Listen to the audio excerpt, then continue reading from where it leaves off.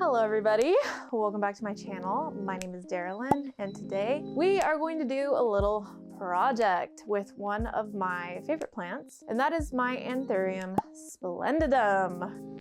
Ugh, he's right here. It's a big boy. As you can see, he's really due for an upgrade from this enclosure. Normally, I don't really bother filming when I repot plants, but this is a plant that I see people asking about how to care for it online in groups all the time. And I've typed out the exact same response to that question so many times in Facebook groups. I figured I would just film this process and we'll do a repotting and then kind of like a care guide all meshed into one. So this is a corrugated Anthurium and it's known as being really tricky.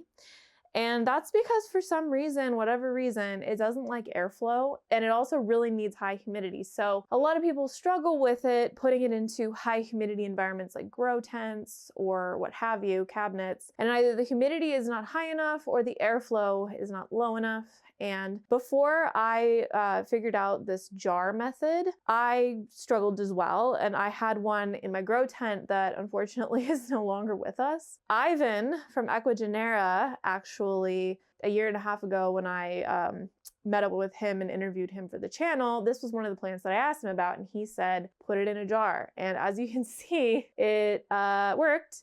And this is actually the second jar that it is now outgrown. This is a 2-gallon glass cookie jar, and it looked really nice when the plant actually fit in it, but now it's like, you know, it needs a new place. And I was really interested in perhaps making like a cloud forest Detolf IKEA cabinet situation, but I don't have anywhere that will fit at the moment, so we're gonna have to continue with the jars. And I looked so hard to find another big glass jar that this plant would fit in, and I was not successful. I know like Khloe Kardashian has those gigantic cookie jars in her house. They look honestly like they've got to be like 10-gallon jars. I couldn't find anything like that anywhere on the internet. The closest thing I could find that I think will still work is this plastic drink dispenser. This is 5 gallons. And because it's plastic, it is a lot lighter. So I think this is gonna work. The only challenge is gonna be getting the plant inside because the top of this is not as big as the jar. So it's gonna be a little bit of an interesting process to do that. And then this isn't super heavy, so I might have to tape this down in order to preserve the humidity. But I think this is gonna work. Unfortunately, it's not as like perfectly see-through as the cookie jar because it's got these ridges on it, but hey, you know what? It was like 20 bucks and it's gonna get the job done like 100%, I'm pretty sure. So let's open up this jar and see what we're working with.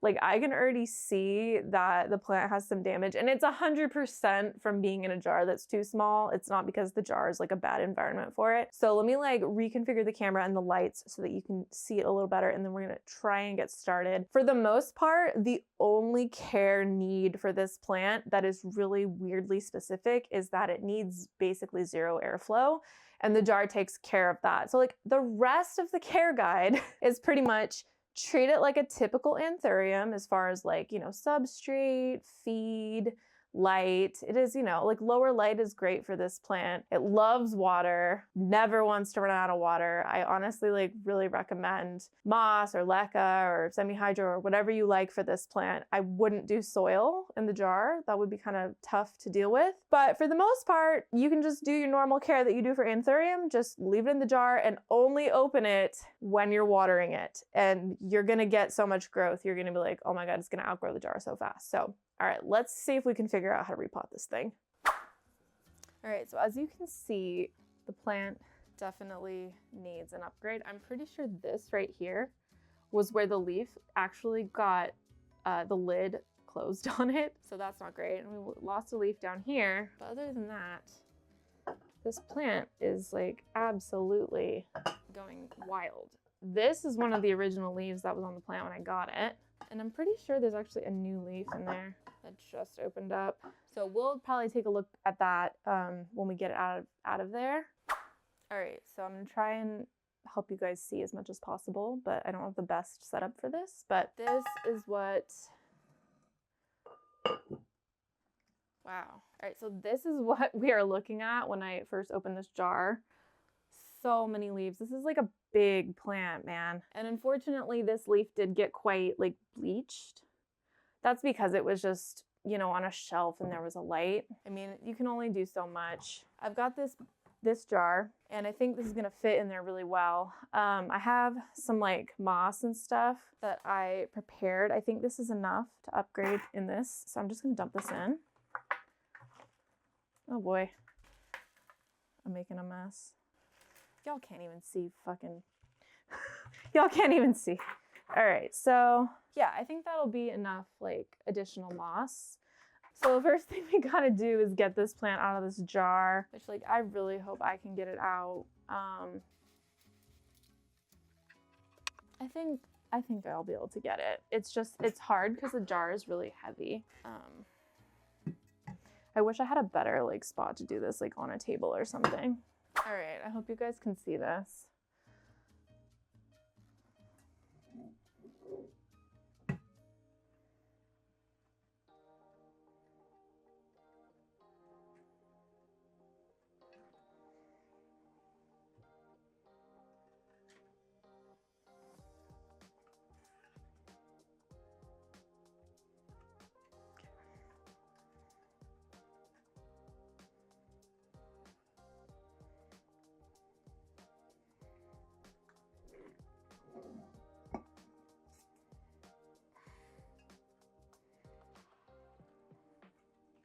Wow. Wow. Okay. Wow. Okay. Wow. This plant is really big. I don't even think I realized how big it was because it's been in that jar. Look at this. It's really pretty too. And look, there's a new leaf coming in right here. This is a brand new leaf. Hopefully in this new jar situation, it'll grow and it'll be big, and that would be really cool. But yeah, this is the root ball. Look at that. The root ball is like a disc. So looking at this, I think we'll be able to get it in here without too much of a problem. Getting it out, if I ever have to get it out, that's gonna be a whole different thing. I might have to like saw this open, but that is a problem for future me. So let's get this bad boy in here. Don't want to disturb the roots like too much.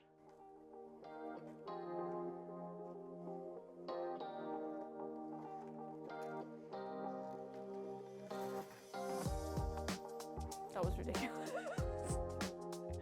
All right, so this is where we are. Oh my God, you've got to be kidding me. Is this like literally too big for this already? All right, it's a lot better than it was. Okay, so what I'm gonna have to do is just arrange it in there, hopefully in a strategic way so that it is like maximizing the amount of space. I think I put the moss in on the bottom and that might have been kind of a mistake. I think I'm gonna need to just like take all this moss off the bottom and kind of like pile it around the sides. Oh, this is not very scientific, but hey, I think this is gonna be better regardless of this. Okay, yeah, I think that's a lot better. So you can see this little guy's in there. Got a lot more space. And let me grab, this looks like a petiole from the leaf that is no longer with us. I think this looks pretty decent. Pretty decent. There's the new leaf right there at the front. This is gonna be the lid. But I want to give it some water first, which my water is like right here. So I have like a fertilizer water solution in here. And this plant absolutely loves water, but because there's like zero airflow in the container, you don't have to water it hardly ever. Like I water mine like every couple of months, not even joking. So I'm just gonna give it some water. You guys can see a little better. I'm just giving it some water. Now, I said earlier that you can just treat these like any other Anthurium other than the whole being in a jar situation. So I give my Splendidum the exact same nutrient water that I give like most of all my other plants, but definitely all of my Anthurium. And that consists of pH balanced solution.